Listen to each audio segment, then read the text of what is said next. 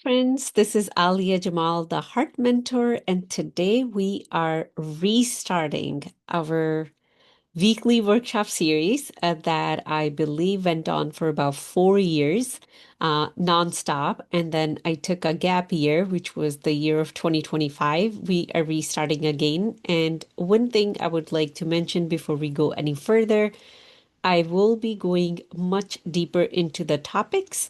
There might be some new topics that you will see that would be more regarding the heart. It will be regarding soul. It will be regarding past lives, energy. It We are definitely expanding as I am expanding. My work is expanding, and I know that you have been asking for different questions and you would love for me to teach different things. If there's something on your heart, and it could be anything that has to do with your life, please feel free to comment below, send me a DM. I am taking in suggestions for the year 2026 right now before I actually create a beautiful landing page with all the topics for the year and a sign up page so you can actually join live on Zoom with me. So after we end the teaching, you can get on spot coaching with me. You can ask your questions. You can also get the recording. If you're not on your email list yet, you can just go to my website, aliajamalcoaching.com, and you can sign up for my newsletter and you will start getting the recording right away. So that is the housekeeping we got out of the way. Today's topic is liberating your voice. And the reason I chose this to be the very first topic because that is the changes I went through.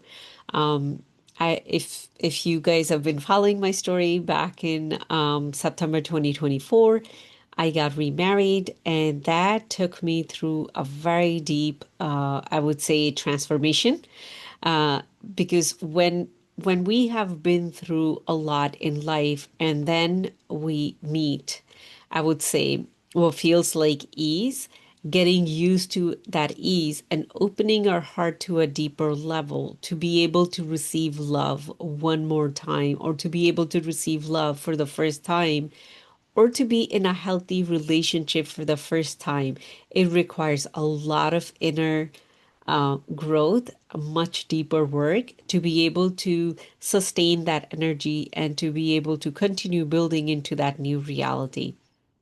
So, one of the things that I noticed in that as I was going through that big transformation within me was loss of voice. Not loss of voice towards the person I am in love with, which is the other part of my soul, but there was a deep confusion within me, almost like a feeling of being lost in the desert, not knowing where this is going, while at the same time having a beautiful experience. Because another thing that happens when we go to that deeper level of transformation, we lose all that is familiar. And I lost every single person that was familiar to me before this beautiful chapter started. I lost every single one of those people. The only person that has stayed with me in my immediate family is my son. Everybody else is gone. So that and we'll delve deeper into what actually blocks the voice. So it was a huge I would say transformative period for me that was creating the person I am today, which is the heart mentor, no longer the love coach, because my work has shifted, I have shifted, my heart has shifted, and my spiritual guides have spoken. That is the work we'll be doing today and going forward.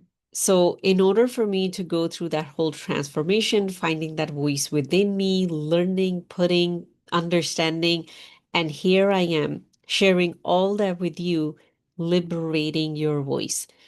You might experience something like this if you have experienced trauma in your childhood. So you have hard time verbalizing your desires, or it could be result of something massive that just happened, grief that you had to go through, and maybe it's been a year or 2 years and you're like, I my life doesn't does my life does not make sense to me. What can I do? So you can come along with the ride for the ride, and you can see how you can make this teaching your own, how you can implement it. So before we go any further, I want to talk about what voice is. Voice, it comes from our throat, and what throat chakra represent is your expression of life. So when the soul wants to express itself, yes, it can express through drawing, it can express through writing, but the immediate expression is your voice. And this is how we communicate with each other or tell each other, this is who I am. You might have heard this experience that you met someone and then you thought they are really good and then they spoke. Because when we speak, our inner comes out. And it's very difficult to mask that. You will find it in the person's tone, in their choice of word, in their body language. Our inner comes out. And when we feel like that inner cannot be expressed because there's something wrong with it, what happens? We diminish our voice. We don't speak. We hold back. That is when we don't give ourselves permission to be our true authentic self. But that is the expressive part. The second element is creation. Your voice is your creation. When you think something, well, when you verbalize something, when you verbalize it, you create right away. For example, if you're thinking of getting a new job and then you say, I want to get a new job, you literally created a shift in the universe because you spoke. That is how powerful our voice is. And that is, of course, when we are in alignment with our soul. But when we are not in that space, when something is happening and we are caught in the familiar chaos of our ego and things don't make sense and we start to shrink ourselves, that is when our voice diminishes or gets blocked. And I'm going to talk about 5 things that block our voice. I am going to share with each 5 things what is something you can do. And then I'm going to share with you 2 principle, metaphysical principle, or you can say spiritual principle. As you do the work to embody them, you are going to come to a place where your voice is not going to feel blocked anymore. That is a place of true liberation. And that is the work that I went through with my mentors inside of me to get to a place where I can feel fully liberated. So the first one is fear of rejection. When we have the fear of rejection within us, whether you were very little, whether kids made fun of you the way you talk. For example, I came to US when I was 16, so I heard a lot, you have an accent. Some people made fun of me. I wouldn't talk. My sons still think I have an accent. Who cares? I speak 3 languages. If I have an accent, it doesn't matter. As long as the other person can understand what I'm saying. And I believe when we listen to other people with our heart open, we can understand them even if we don't know the language they speak. But if you've been made fun of, if you've been told what you're saying doesn't matter, whether it is by your immediate family or whether it's by random strangers, there is going to be a fear of rejection. And that fear is going to sit right here. If you do have thyroid problems, that shows that you have a suppressed voice. When you do have tonsils or anything in your throat, you keep having bronchitis, infection, those are all the signs of energetical blockages that exist. Now, how we are going to come out of the fear of rejection? Of course, you understand if you're not speaking up, whether it's in a relationship, whether it is in a job situation, or maybe you just want to express yourself by talking, speaking, and you don't know if it will be received the right way. How can you get over that fear of rejection? The opposite of fear is love or harmony. And the long-term solution or the real solution would be loving what you have to say.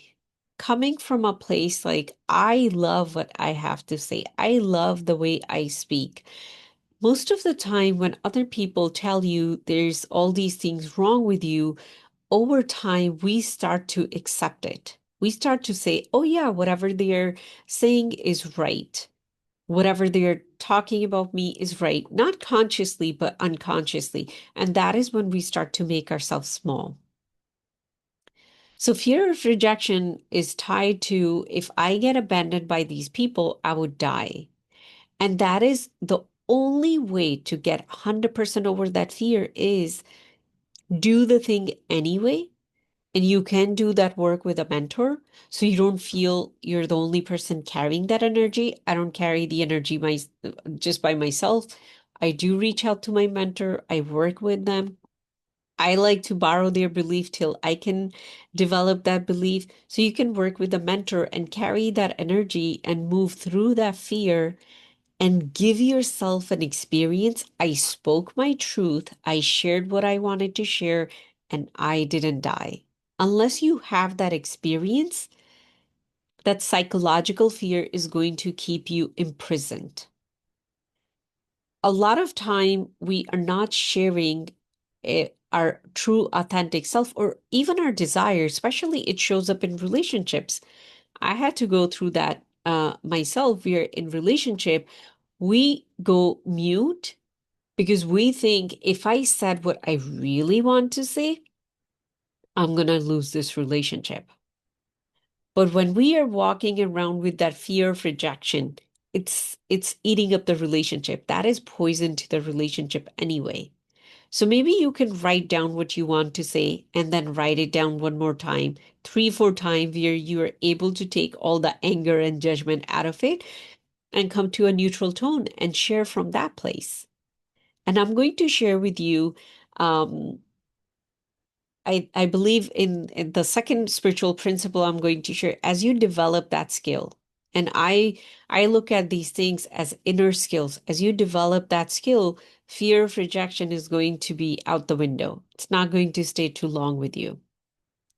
Any fear stays when there is an opposite muscle that has not been built, and that is trust and love. And we're not talking about emotional love, we're talking about love in harmony. When you're in harmony or in alignment with your soul, that is when you can be in harmony and in alignment with any other soul, whether you agree with them or you don't agree with them. So right now, just keep it in front of you. If there is a fear of rejection, it is going to block your voice. The next one is expectations. Um, we like to perform to what other people expect of us. So we will say the right thing, we'll try to be politically correct. We will like to use fancy words, we'll type up, we'll ask ChatGTP these days, and then we'll come up with our own one pager and we will try to speak from that. So there's a lot of expectation we are satisfying. In order to heal that, ask yourself, what do you expect of yourself? And if your relationship with yourself is not very healthy, it's a little bit shaky, then you would have no idea what you expect of yourself because you have always lived with what other people expect of you. You've been performing to other people's expectations. So write down, what do you expect of yourself when you talk? I will share with you one of the things I expect from myself is, can I express what is deep within me?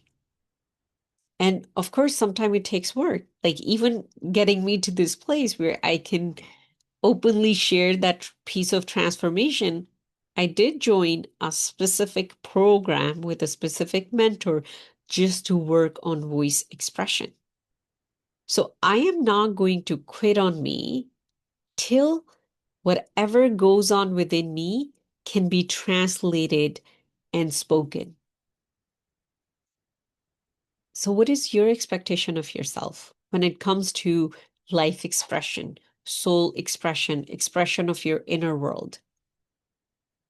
And especially if you're an adult and you're watching this or you're part of my circle, if you're not going to learn about your expectations from yourself, when would you learn? Like, there's no right time, there's no right age for it. You can start it today. You could be 70 and you can do it. You could be 30 and you can do it. But there comes a time in our life when these things become a little bit more important because we have passed through that shiny object aspect of our life where things are not that shiny anymore, where things start to become more real. And that is when we want to sit down and ask ourselves, what do I expect of myself? And if you see yourself, you're performing to other people's expectation, my friend, your voice is not a true expression of your inner core. It's not. You're performing. And coming to that realization and being honest with yourself is even more important than anything else. The next one is conditioning. So a lot of girls, when they're little, especially if you are in your 40s or 50s right now, or even older, one of the things we heard a lot, be quiet, be quiet, be quiet. That's all most of the girls heard from a very young age, to be quiet. So what we do, we grow up and we be quiet. We don't speak up.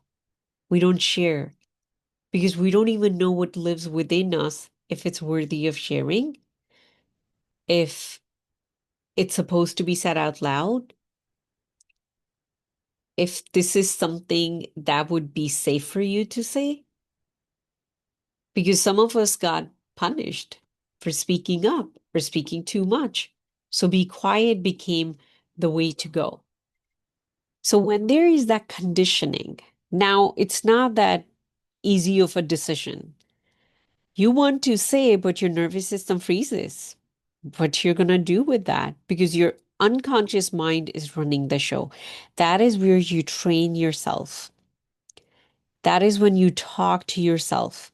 If you're 4 decades old, dedicate next 4 decades to a true authentic expression of yourself. Talk to yourself every day. It's okay. You can say what you want to say. It's safe to speak. Have solo conversations with yourself. One of the strategy that I use and I highly recommend it, I sit in the back seat of my car and I have full-blown conversations with me. That is where I'm going to act like person A and person B. It really starts with, "Hey Alia, how are you doing?" And then I let that inner part of me that is not doing really good talk back to me. And then the dialogue keeps going on. In that moment, I introduce safety to my nervous system. It's safe to express. It's safe to say what's within you. It's safe to say what you will not say in front of anybody. And when that safety is built, it is so much easier for you to speak in a room full of people, to talk to those people who once were very precious to you, and be able to say to them what is truly in your heart, even if that will cost you that relationship. That is when you'll get to that level. But it starts with you reconditioning yourself to speak up. No matter how much therapy you go through, no matter how many years you work with me, but at the end, it's going to come to, are you having that safe dialogue with yourself or not? So I would highly recommend, if as a kid you heard be quiet, start practicing this right now. Every day for 5 minutes, have a conversation with yourself. Whatever is going on within you, let yourself speak out loud. If that feels too uncomfortable, start with writing. Write it and then burn that page so no one will ever read it. Bring that safety back in, safety of expression. The next one is self-doubt. When we start to doubt our own self, and of course, the conditioning for that many years has implanted that when you doubt your own decision, when you don't know if you're doing the right thing, we almost feel like, I don't want to talk about it. I don't want to speak about it. What if I'm not doing the right thing? What if this is not the right decision? So I don't want to share it with anybody. I don't want to talk about it. And deep down what it is, I don't want to be wrong. So when we doubt our own decisions, when we doubt our own pathway, we don't have trust in our own self. We don't have trust in our own soul that wherever it's leading me, it is it is the right place, wherever that place is. When we don't have that within us, that is also when we go quiet. And how can we get over that? That is when you, again, will check in with yourself. And again, I'm going to share it in the first principle that I'm going to share that is going to shatter the self-doubt within you. That is when you can reassure yourself that wherever I'm going must be a place. That's why I'm here. But recognize wherever you're doubting yourself, it could be a relationship you're in, it could be a career choice you're in. If you're doubting yourself, that, I'm not sure if that was the right choice. I'm not sure if I'm supposed to be here. Should I be here or should I not? When you're in that confused state, you're not going to express yourself fully. And especially if it's work, you're not going to truly share the gifts that are inherently within you that you're there to share with other people. You're not going to do it because you're going to keep playing yourself small. You'll show up in a meeting and you'll say, no, I don't think so. I have anything to contribute. You'll let everybody else contribute. And you'll just stay frozen and quiet in the same meeting where you could have spoken and you could have shared something, but you doubt yourself, so you don't speak up. The last one that I'm going to share here is your identity as a perfectionist. If you're one of those people who say, I'm a perfectionist, please stop saying those words. Please stop identifying with being a perfectionist. There's nothing noble about it, my friend. Every time you say those words, you're damaging yourself even more. You're putting another layer of energy around you that is going to keep you in a shell of perfection. And that is not helping anybody at all. See how powerful your words are when you say, I'm a perfectionist? Apparently, it's supposed to be something noble when you're a perfectionist. That means you're really good and you're very detail oriented. But that is an energy that goes 100% against your soul's alignment. Perfectionist is 100% a characteristics of your ego. Unless you want to live in alignment with your ego and never want to discover your soul, then go ahead, keep using this word. Otherwise, know that that is something within you, that is something that holds you back. Don't say it. This is the invitation I have for you, but you can make your own choices. If you love to be a perfectionist and you align with that and gives you that, good feeling within you, then you can keep using it. So the problem with being a perfectionist is, or having that as your solid identity is, you don't want to be wrong. Now, if you don't want to be wrong, because you don't want other people to see that you're wrong, you protect your identity of being a perfectionist. Everything needs to be perfect. Nothing can be out of order in your life. That is when you feel like an imposter within you. When you're going through some shifts and some changes, you feel like an imposter within you. That is when you stop speaking. I know so many people who have amazing light to offer to this world, but they are busy being a perfectionist identity. And they're afraid of saying the wrong thing. And then they say nothing. And then the world is deprived of their light. World is deprived of their ideas. And then we say why there's so much darkness in the world. My friend, there's so much darkness in the world because we all have dimmed our light.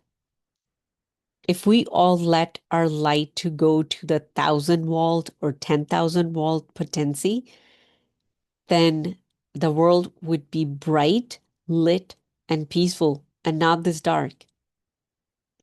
So now I'm going to share two principles with you, two spiritual principles with you to work through all of this junk over here. If you have identified yourself in whatever I have talked about, whether it's fear of rejection, expectation, conditioning, self-doubt, being a perfectionist, if you have identified with any of that, there's two principles, I'll say two muscles. If you continuously build them, you will be able to go through big changes in your life. You'll be able to go through completely new territories in your life and be able to stay connected with the power of your voice. You're not going to drown and go completely mute. For example, I didn't go completely mute. I stay very much present, but I am used to expressing myself at a much higher level than I was expressing. So I needed to do all this work to a different level. I found different layers of perfectionism within me. I found different doubts within me, and I got to work through them. I found another level of conditioning, expectations, and I found new fears of rejection within me that I got to work through. And that is when I was able to reveal a next level of light. And that is what the world really needs. So here are two principles that are going to liberate you. The first one is willing to be wrong, my friend. When you are willing to be wrong, that is when your heart is wide open and you're fully in alignment with your soul and you're also in trust. Trust is not a characteristic of your mind. Trust is a characteristic of your heart and soul. When you are in that trust that whatever comes out of my mouth is what is supposed to come out right now, maybe 5 minutes later, I'll say, that was not a very kind thing to say. Then I can change it, but not pressuring yourself to say the perfect thing the first time. Say whatever comes to you, let it move through you. And be your own student. Be a student of your own self. For example, if these are the things I said, I'm going to sit there and I'm going to learn from myself. I said this way. That means there's this going on within me. Living from curiosity. That is what keeps your heart open and in alignment with your soul. That is when you can truly express your soul. That is willing to be wrong. Because the truth of the universe is, I know it is going to push so many buttons. The truth of the universe is there's no such thing as right or wrong. Everything just is. Chaos is not wrong. Chaos just is. What is right for you might be wrong for someone else. What is wrong for you might be right for someone else. It really depends how you're looking at it and what situation and conditions you're looking at. So when you're willing to be wrong, and my friend, if you highly identify with the perfectionist identity, go do wrong things on purpose. And I'm not saying start harming people.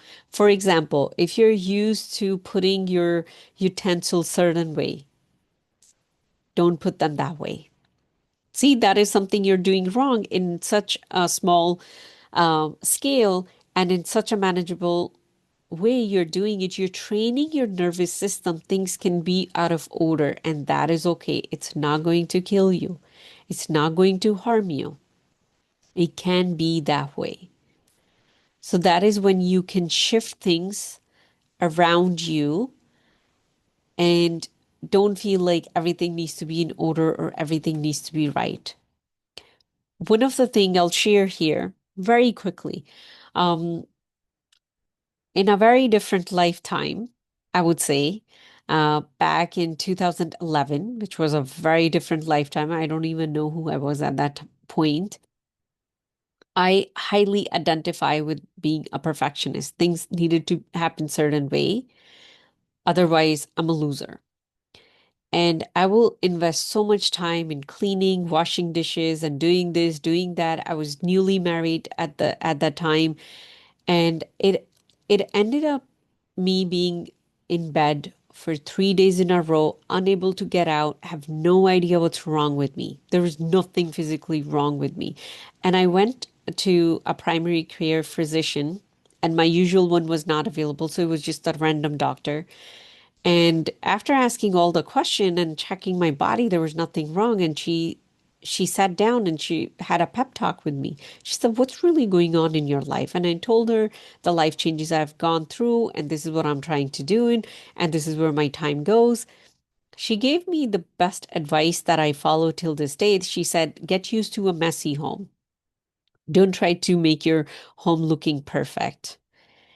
And just having that permission, and it was so hard for me to leave dirty dishes and not wash them, but I trained myself. I trained my nervous system to be able to see chaos and not run to clean it.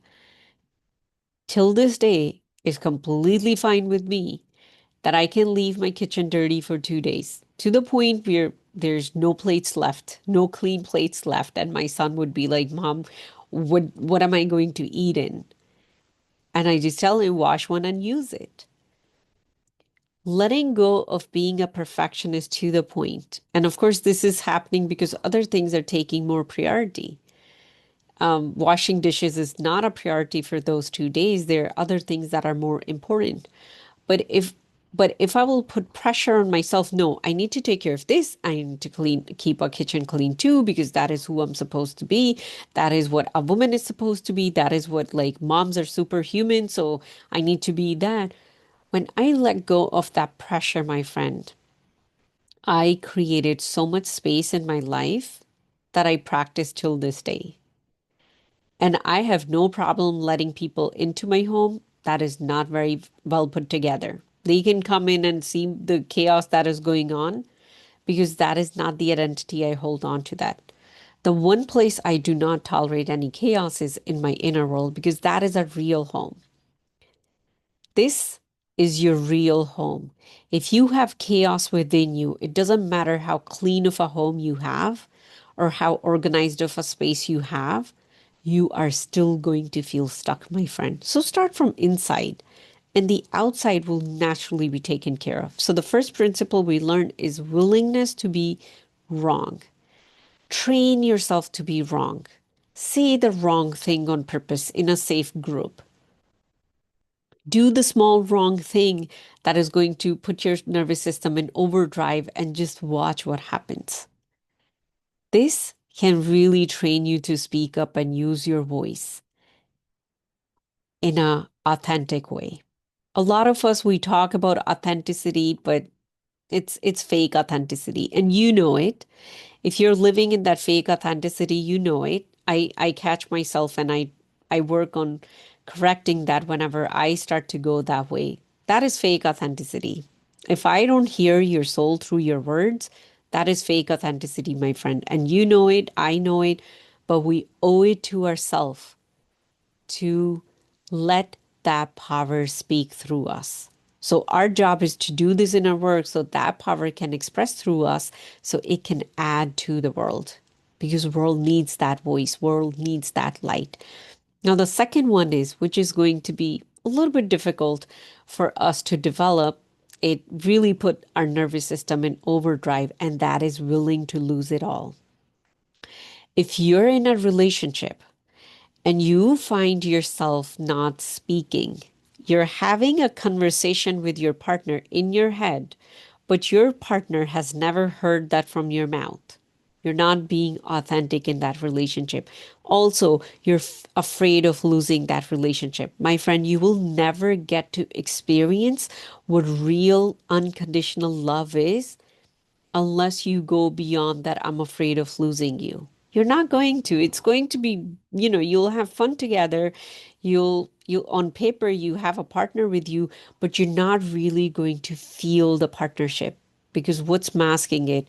The fear of losing it. When you get yourself to the level where you're ready to lose that relationship, but you really want to communicate what you have to say. Again, use the same thing I shared with you earlier. If you feel like you opened your mouth and all that is going to come out is fire, sit down, write a letter.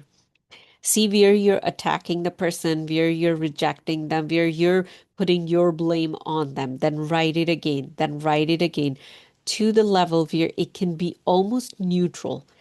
And then approach them and say whatever you want to say, whatever you're feeling. I am not pro dumping your emotions on another person and holding them accountable for it. You made me feel that way. I don't live in agreement with that. No one can make you feel certain way. If you're feeling hurt by that person, that is your responsibility to yourself. You made yourself feel hurt. It wasn't them. But it is your responsibility to communicate right now. I am hurting because this is how things went. And this is what I would like. And when you step into that, I am willing to lose this relationship. Your heart is wide open because now you're not attached to things. You're not attached to anything. That is when you get to experience life. That is when you really get to experience life, not the other way around. Now, take the same example and at your work. When you can tell your boss how you're really feeling about whatever is going on without being afraid that they are going to fire you, that is when they might fire you and you'll find a much better opportunity because in that moment, your heart is wide open.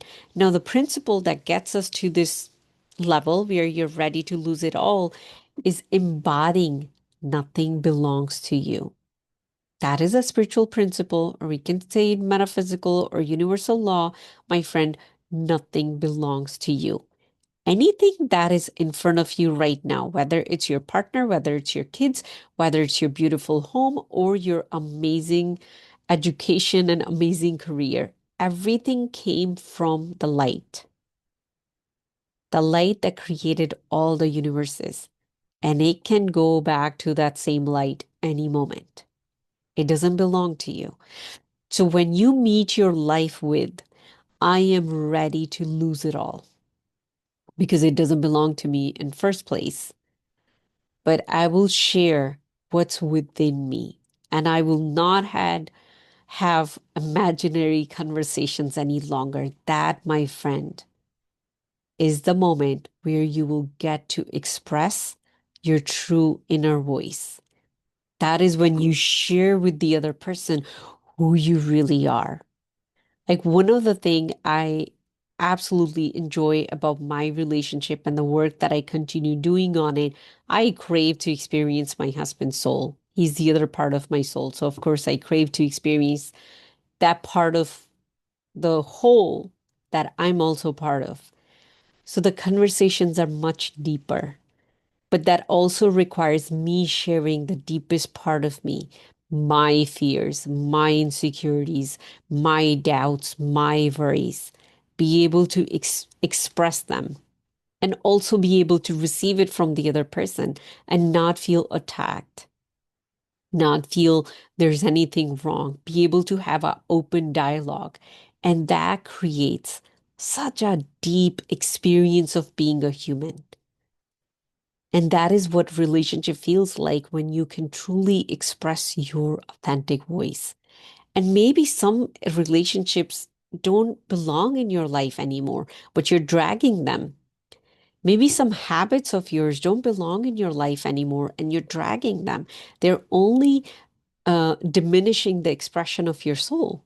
It's okay to lose them. It's okay to lose them and discover who else can you be, another version of you, a much more elevated version of you. Meeting yourself with that curiosity is really going to help you liberate your voice.